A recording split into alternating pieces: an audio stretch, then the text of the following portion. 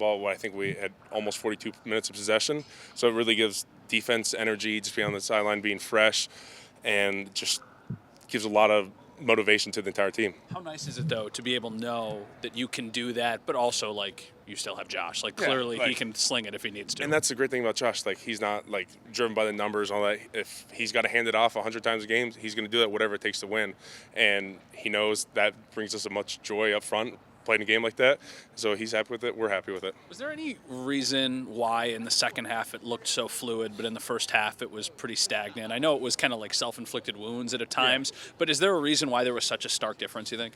I think a lot of it was the turnovers we had. Like, we started the drives going. We took a lot of time out. The interception and the fumble. Second half, we were like, hey, we got to dial this up. We got to clean it up. And it started off with a great defensive stop. We got the touchdown.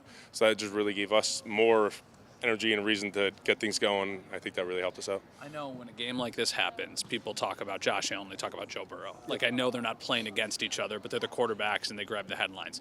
Is there any mindset switch knowing that the other offense is really, really capable of putting up points and kind of led by a player like that? No, I would say it doesn't really affect us. We really focus on us versus their defense. And at the end of the day, if that's a shootout or if that's a 3-2 victory, as long as we have one more point at the end of the day, that's all that really matters.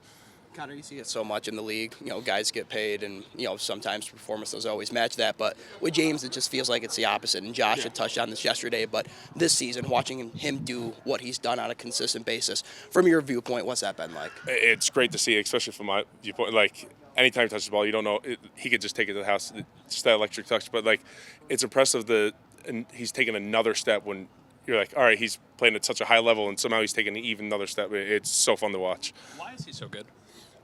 It comes down to just, like, especially this year, like, willing us to know how we set up blocks. Like, he's in our meetings, knows how we want to hit blocks, and we know where he wants to cut. So he's really good at being patient, press the line, and then cut back and finds that hole. And then this year he's doing a lot better job. He lowers his shoulder. He's not afraid to go through contact. He's running through people on the sideline. And then when he gets a chance, he's one-on-one with people in space, he makes a miss. I know he's on the other side of the ball, but what impact do you think Shaq Thompson has had on this team? Great, like, leadership. Like, so what was it, last Friday? He got in front of the entire team, had a speech.